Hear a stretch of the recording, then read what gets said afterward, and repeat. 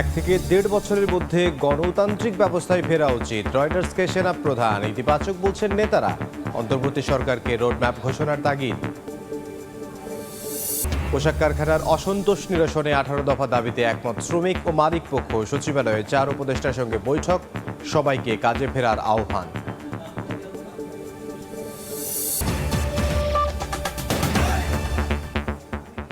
বাংলার সময়ের সঙ্গে আছি আমি ইমদাদুল হক। 1 থেকে দেড় বছরের মধ্যে দেশে গণতান্ত্রিক ব্যবস্থা ফেরা উচিত বলে মনে করেন সেনাপ্রধান জেনারেল ওয়াকারুজ্জামান। বার্তা সংস্থা রয়টার্সকে দেয়া সাক্ষাৎকারে এই কথা বলেছেন তিনি। অন্তর্বর্তী সরকারের সঙ্গে সুসম্পর্ক রয়েছে জানিয়ে তিনি আরও বলেছেন, ঐক্যবদ্ধ থাকায় ব্যর্থ হওয়ার কারণ নেই। 5 আগস্ট শেখ হাসিনা দেশ থেকে পালানোর পরপরই দৃশ্যপটে আসেন সেনাপ্রধান ওয়াকারুজ্জামান। রাজনৈতিক দলগুলোর সঙ্গে বৈঠক করে সেনাবাহিনীর প্রতি আস্থা রাখতে বলেন তিনি। আপনারা সেনাবাহিনীর প্রতি আস্থা রাখেন, সশস্ত্র বাহিনীর প্রতি আস্থা রাখেন, আমি সমস্ত দায়িত্ব নিচ্ছি। তবে এর 3 দিনের মাথায় ডক্টর ইউনূসের নেতৃত্বে অন্তর্বর্তীকালীন সরকার শপথ গ্রহণ করে। জাতীয় নির্বাচনের আগে বিভিন্ন সংস্কার কার্যক্রম নেয়ার ঘোষণা দিয়েছে অন্তর্বর্তী এই সরকার। নিরাপত্তা বিধান করিব। তবে কিছুদিন পর থেকেই রাজনৈতিক মহল, বিশেষ করে বিএনপির পক্ষ থেকে তাগিদ আসতে থাকে নির্বাচনের রোডম্যাপ এবং অন্তর্বর্তী সরকারের সময়সীমা প্রকাশের জন্য। এদিকে সোমবার রয়টার্সকে দেয়া এক সাক্ষাৎকারে সেনাপ্রধান বলেন, যাই ঘটুক না কেন অন্তর্বর্তীকালীন সরকারকে সমর্থন দিয়ে যাবে সেনাবাহিনী, যাতে করে অন্তর্বর্তী সরকার গুরুত্বপূর্ণ সংস্কারগুলো শেষ করতে পারে। 1 থেকে দেড় বছরের মধ্যে একটি গণতান্ত্রিক প্রক্রিয়ায় উত্তরণের কাজ সম্পন্ন হওয়া উচিত বলে মনে করেন ওয়াকারুজ্জামান। সেনাবাহিনী রাজনীতিতে হস্তক্ষেপ করবে না বলেও জানান বাহিনীর প্রধান। দীর্ঘমেয়াদে সেনাবাহিনীকে রাজনৈতিক প্রভাবমুক্ত রাখতে রাষ্ট্রপতি এবং প্রধানমন্ত্রীর ক্ষমতার ভারসাম্য প্রয়োজন বলে মনে করেন তিনি। মত দেন, সশস্ত্র বাহিনীকে সরাসরি রাষ্ট্রপতির অধীনে রাখা যেতে পারে। সেনাপ্রধান বলেন, সামরিক বাহিনীকে কখনোই রাজনৈতিক উদ্দেশ্যে ব্যবহার করা উচিত নয়। সেনাবাহিনী তার সদস্যদের শেখ হাসিনার আমলে করা অন্যায়ের অভিযোগগুলো খতিয়ে দেখছে এবং ইতোমধ্যে কিছু সেনাকে শাস্তিও দিয়েছে বলে জানান বাহিনীর প্রধান। তবে এ বিষয়ে বিশদ কোনো বিবরণ দেননি জেনারেল ওয়াকার। তিনি বলেন, যদি সেনাবাহিনীর কোনো কর্মরত সদস্য দোষী সাব্যস্ত হয় তাহলে অবশ্যই তিনি ব্যবস্থা নেবেন। কিছু সামরিক কর্মকর্তা সাবেক প্রধানমন্ত্রী বা স্বরাষ্ট্রমন্ত্রীর সরাসরি নিয়ন্ত্রিত সংস্থাগুলোতে কাজ করার সময় অন্যায় করে থাকতে পারেন বলে মনে করেন তিনি। দেশকে স্থিতিশীল করতে এই সরকারের প্রচেষ্টাকে সেনাবাহিনী সমর্থন করছে উল্লেখ করে জেনারেল ওয়াকার বলেন, ডক্টর ইউনূস ও তিনি প্রতি সপ্তাহে একবার দেখা করেন। তাদের মধ্যে খুব ভালো সম্পর্ক রয়েছে। একসঙ্গে কাজ করলে ব্যর্থ হওয়ার কোনো কারণ নেই বলেও মনে করেন তিনি। তাজওয়ার মাহমুদ, সময় সংবাদ। রাষ্ট্র সংস্কারের সঙ্গে সঙ্গে নির্বাচনী রোডম্যাপও প্রয়োজন বলে মনে করেন বিএনপির স্থায়ী কমিটির সদস্য সালাউদ্দিন আহমেদ। অভ্যন্তরীণ নানা ষড়যন্ত্র মোকাবিলা করেই দেশের মানুষকে গণতান্ত্রিক রাষ্ট্র উপহার দিতে হবে বলেও জানান তিনি।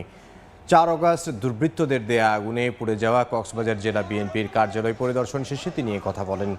দেশে শৃঙ্খলা ফিরিয়ে আনতে সবাইকে ঐক্যবদ্ধ থাকার আহ্বানও জানান বিএনপির সিনিয়র নেতা। এ সময় কেন্দ্রীয় বিএনপির মৎস্যজীবী সম্পাদক লুৎফর রহমান কাজল, জেলা বিএনপির সভাপতি শাহজাহান চৌধুরী ও সাধারণ সম্পাদক শামীম আরা স্বপ্না উপস্থিত ছিলেন।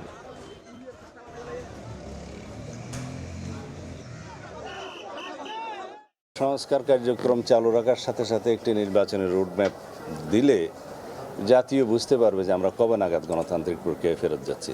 জাতীয় এবং আন্তর্জাতিক ষড়যন্ত্র বাংলাদেশের বিরুদ্ধে এখনও অব্যাহত আছে। বাংলাদেশের অভ্যন্তরে অস্থিরতা সৃষ্টির জন্য ষড়যন্ত্রকারীরা এখনও প্রচেষ্টা চালাচ্ছে বাংলাদেশের গণতান্ত্রিক অভিযাত্রাকে বাধাগ্রস্ত না করতে পারে। সেই জন্য আপনারা সবাই সজাগ থাকবেন। অনুপ্রবেশের দায়ে ঠাকুরগাঁও সীমান্তে আটক বিএসএফ সদস্যকে ভারতের কাছে হস্তান্তর করা হয়েছে। বিজিবির 42 ব্যাটালিয়নের অধিনায়ক লেফটেন্যান্ট কর্নেল আহসানুল ইসলাম জানান, বিকেলে পতাকা বৈঠকের মাধ্যমে তাকে বিএসএফ এর হাতে তুলে দেয় বিজিবি। এর আগে সীমান্তের চান্দের হাট ক্যাম্পের কাছে অনুপ্রবেশের দায়ে বিএসএফ সদস্য উপল কুমার দাসকে আটক করা হয়। বাহিনীর পোশাকে জিরো লাইন অতিক্রম করে এবং বাংলাদেশে ভূখণ্ডে ঢুকলেও নিরস্ত্র ছিলেন ওই বিএসএফ সদস্য। পোশাক শ্রমিকদের চলমান অসন্তোষের মধ্যে গাজীপুর ও সাভারে অর্ধশতাধিক কারখানা বন্ধ রাখা হয়েছে। তবে অন্য প্রতিষ্ঠানে স্বাভাবিকভাবেই চলছে উৎপাদন কার্যক্রম। এদিকে যে কোনো অপ্রীতিকর ঘটনা এড়াতে শিল্পাঞ্চলে মোতায়েন রয়েছে পুলিশ ও সেনাবাহিনী। গাজীপুরের অধিকাংশ কারখানার শ্রমিকরা কাজে ফিরেছেন। সকাল থেকে কাজে যোগ দেন তারা। এতে শিল্পনগরীতে উৎপাদন কার্যক্রম স্বাভাবিক হয়েছে। তবে সাভারের শিল্পাঞ্চলে অর্ধশতাধিক কারখানা বন্ধ রয়েছে। শ্রমিকদের চলমান বিক্ষোভের মাঝে অপ্রীতিকর পরিস্থিতি এড়াতে 46টি কারখানা শ্রম আইনের 13(1) ধারায় অনির্দিষ্টকালের জন্য বন্ধ রাখা হয়। এছাড়া আরও 9টি কারখানায় সাধারণ ছুটি ঘোষণা করে কর্তৃপক্ষ। পাশাপাশি শিল্পাঞ্চলে মোতায়েন রয়েছে পুলিশ ও সেনাবাহিনী। বেতন বৃদ্ধির দাবিতে আন্দোলন করার কারণে 46টা ফ্যাক্টরিতে 13(1) ধারা অনির্দিষ্টকালের জন্য বন্ধ আর 9টা ফ্যাক্টরি সাধারণ ছুটি ঘোষণা করা হচ্ছে। মজুরি বৃদ্ধি ও ইনক্রিমেন্ট বাড়ানো সহ নানা দাবিতে টানা কয়েকদিন ধরেই পোশাক শ্রমিকদের মধ্যে চলছে অসন্তোষ। এদিকে শিল্প কারখানায় অস্থিতিশীল পরিস্থিতি তৈরির জন্য বিভিন্ন স্থান থেকে 8 জনকে আটক করে আইনশৃঙ্খলা রক্ষা বাহিনী। লাবিব হাসান, সময় সংবাদ। পোশাক কারখানার অসন্তোষ নিরসনে 18 দফা দাবিতে শ্রমিক ও মালিক পক্ষ একমত হয়েছেন। বিকেলে শ্রম, শিল্প ও স্বরাষ্ট্র সহ 4 উপদেষ্টার সঙ্গে বৈঠক শেষে তথ্য জানিয়েছেন শ্রম সচিব। শিল্প ও কারখানায় নতুন করে শ্রমিক অসন্তোষের কোনো ঘটনা ঘটলে কঠোর হাতে নিয়ন্ত্রণের হুঁশিয়ারি দিয়েছেন উপদেষ্টারা। শ্রমিক ও শিল্প মালিকদের ন্যায্য সব দাবি মেনে নেওয়ার আশ্বাস দেন। শিল্প ধ্বংসে বিদেশি ষড়যন্ত্র তৎপর রয়েছে এমন গোয়েন্দা তথ্যও সরকারের হাতে রয়েছে বলে জানান শ্রম সচিব। এ সময় শ্রমিকদের শান্তিপূর্ণভাবে কাজে ফেরার আহ্বান জানান উপদেষ্টারা।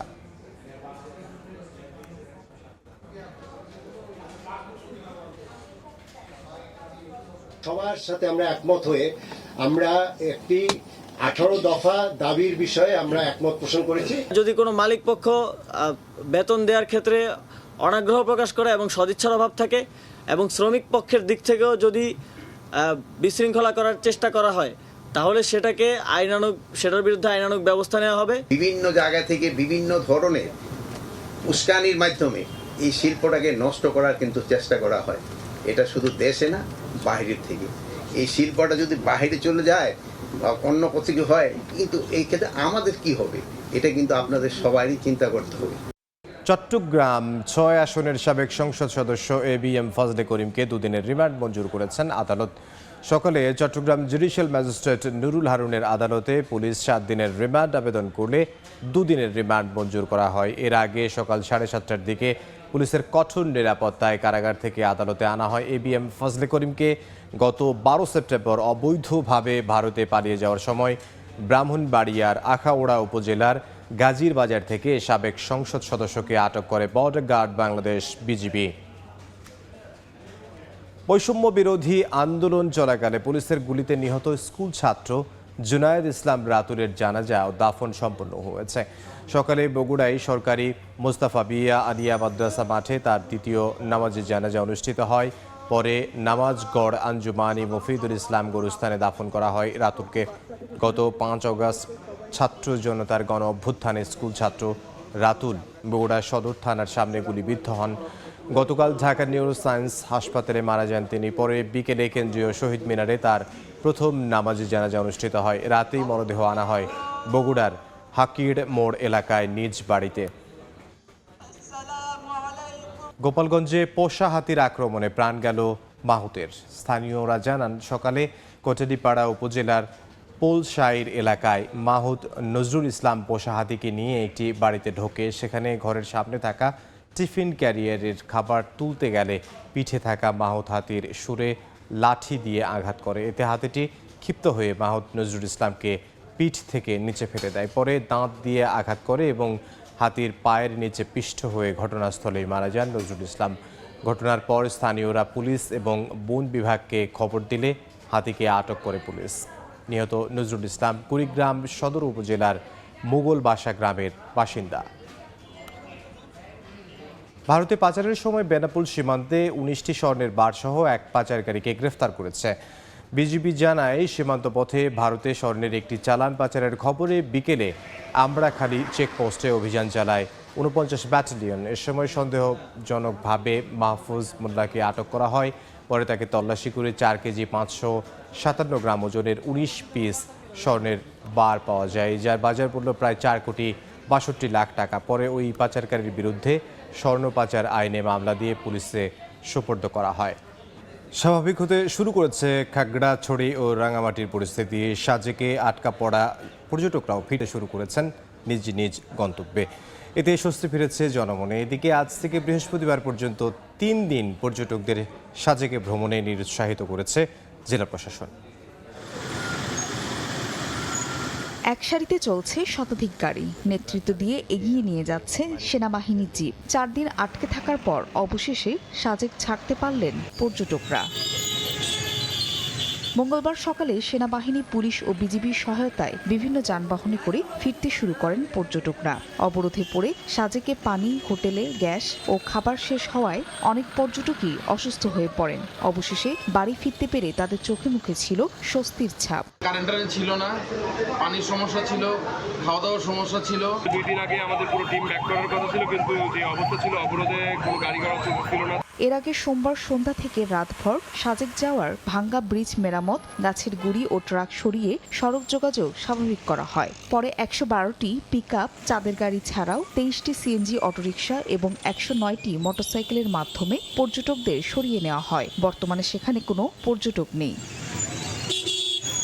এদিকে 72 ঘন্টার অবরোধ শেষে স্বাভাবিক হতে শুরু করেছে খাগড়াছড়ি ও রাঙ্গামাটির জনজীবন। পাহাড়ে আর কোনো সংঘাত চান না শান্তিপ্রিয় বাসিন্দারা। খাগড়াছড়ি ও রাঙ্গামাটিতে সহিংসতার প্রতিবাদে শনিবার থেকে সোমবার পর্যন্ত 72 ঘন্টার সড়ক অবরোধের ডাক দেয় বিক্ষুব্ধ জুম্বো ছাত্র জনতা নামে একটি সংগঠন। ফারিয়া ফারজানা, সময় সংবাদ। ডিমের দাম নির্ধারণ কাগজে কলমেই, বাজারে নেই কোনো প্রয়োগ। সরকার দাম নির্ধারণ করার 10 দিন পরও পাইকারিতে ডজনে 15 টাকা বেশিতে বিক্রি হচ্ছে। সেই সঙ্গে গোজা মিলে ক্রয় বিক্রয়ের রসিদেও। ডিমের বাজারে এমন নৈরাজ্য পেল চট্টগ্রামে ভোক্তা অধিকার সংরক্ষণ অধিদপ্তর। সরকার নির্ধারিত নয়, নিজেদের নির্ধারিত দামে SMS এর মাধ্যমে চট্টগ্রামের পাইকারি বাজারে বিক্রি হচ্ছে ডিম। প্রতি ডিম 11.01 টাকায় বিক্রি হওয়ার কথা থাকলেও হচ্ছে 12.20 টাকায়, যা পাইকারিতে ডজনে 15 টাকা বেশি। শুধু তাই নয়, ক্রয় বিক্রয়ের নেই কোনো রসিদও। এমন নৈরাজ্য নগরীর পাহাড়তলী ডিমের পাইকারি বাজারে। অভিযানে ব্যবসায়ীদের সতর্ক করার পাশাপাশি জরিমানা করে ভোক্তা অধিকার সংরক্ষণ অধিদপ্তর। মূল্য তালিকায় একটা রেট, আর ওনার কাছে যে ক্রয় ভাউচার, সেই ক্রয় ভাউচারে একটা রেট। তারপরে উনি যার থেকে ক্রয় করেছেন ওনার সাথে আমরা ফোন করে জানলাম আরেকটা রেট। তার মানে এই পুরোটাই একটা গোজামিল একটা বিষয় উনি করে রেখেছেন এখানে। ভোক্তা অধিকার আইন অনুসারে 20,000 টাকা অর্থদণ্ড করেছি এবং সতর্ক করেছি। পাইকারিতে নয়, বরং পোল্ট্রি ফার্ম থেকে এই দামের কারসাজি দাবি করে বেশি দাম রাখা হচ্ছে বলে জানান ব্যবসায়ীরা। এখান থেকে মাল ক্রয় করতেছি, ওই ক্রয় হিসেবে আমরা সঠিকভাবে পাচ্ছি না, বিদেই আজকে আমরা 20,000 টাকা জরিমানা দেওয়া লাগছে। মালগুলো অনেক সময় রাতে ডেলিভারি হয়, ঠিক আছে, আমরা বাসায় চলে যাই, এবিতে মেমোগুলো দেওয়া হয় না। গত 15ই সেপ্টেম্বর প্রাণী সম্পদ অধিদপ্তর প্রতি ডিমের দাম উৎপাদন পর্যায়ে 10 টাকা 58 পয়সা, পাইকারি পর্যায়ে 11 টাকা 01 পয়সা এবং খুচরা পর্যায়ে 11 টাকা 87 পয়সা দাম নির্ধারণ করে দেয়। ফেরদৌস লিপি, সময় সংবাদ, চট্টগ্রাম। কুষ্টিয়ায় পদ্মার ভাঙন তীব্র আকার ধারণ করেছে। গত এক সপ্তাহে তালবাড়িয়া থেকে সদরপুর পর্যন্ত প্রায় 3 কিলোমিটার এলাকায় নদীতে বিলীন। হুমকিতে জাতীয় মহাসড়ক সহ ফসলি জমি। নদীর পানি শুকালে দ্রুত স্থায়ী বাঁধ নির্মাণে কাজ শুরু হবে জানালো পানি উন্নয়ন বোর্ড। বাবুল হোসেনের তোলা ছবি ও SM রাশেদের পাঠানো তথ্যে রিপোর্ট। একের পর এক ফসলি জমি গ্রাস করছে পদ্মা। ভাঙতে ভাঙতে নদী চলে এসেছে বসত ভিটার কাছাকাছি। কেউ কেউ মাথা গোঁজার ঠাঁই হারিয়ে অবশিষ্ট যা আছে তা নিয়ে চলে যাচ্ছেন অন্যত্র। কুষ্টিয়ার মিরপুরে তালবাড়িয়া থেকে সদরপুর পর্যন্ত প্রায় 3 কিলোমিটার জুড়ে পদ্মায় তীব্র ভাঙন দেখা দিয়েছে। আতঙ্কে দিন কাটছে বাসিন্দাদের। দ্রুত ব্যবস্থা না নিলে ভাঙনের মুখে পড়বে কুষ্টিয়া পাবনা মহাসড়ক। 1 মাইল দূর থেকে ভাঙিয়ে এসে সাহেবনগর গ্রামের কাঁদিসি সব ভেঙে যাচ্ছে। এই নদী যে কিভাবে আমাদের বাড়িতে আমার এই বাড়িটা বাঁচাবি, আমার এই ছোট বাচ্চাটা বাঁচাবি। সরকারের কাছে আমাদের আকুল আবেদন, সে যদি শক্ত বেড়ি বাঁধ দিয়ে দেয় তাহলে হয়তো আমাদের গ্রামটা রক্ষা পাবে। আপাতত জিও ব্যাগ ফেলে ভাঙন রোধের চেষ্টা চলছে বলে জানান পানি উন্নয়ন বোর্ডের কর্মকর্তা।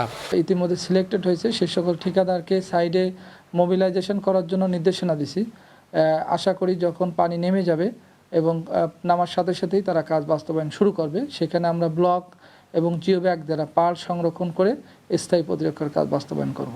পানি উন্নয়ন বোর্ডের তথ্য মতে তালবাড়িয়া রক্ষা প্রকল্পের 1400 কোটি টাকার কাজ টেন্ডার হয়েছে ডিসেম্বর মাসেই। শিগগিরই শুরু হবে পদ্মা নদীতে ভাঙন রোধে স্থায়ী বাঁধের কাজ। সময় সংবাদ, কুষ্টিয়া। বান্দরবানের থানচির দুর্গম সীমান্তবর্তী এলাকায় খাদ্য সংকটে থাকা পরিবারের মাঝে ত্রাণ সামগ্রী বিতরণ করা হয়েছে।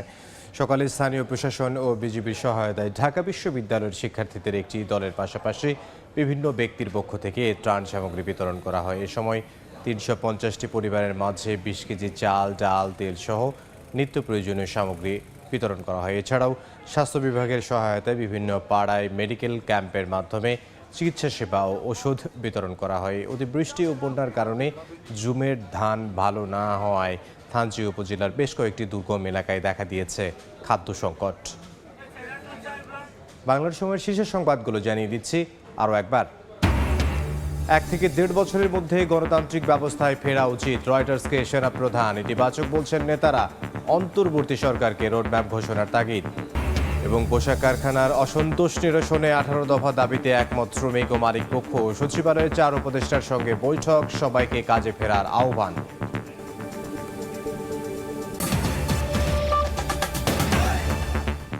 এই ছিল বাংলার সময়, সঙ্গে থাকুন সময়।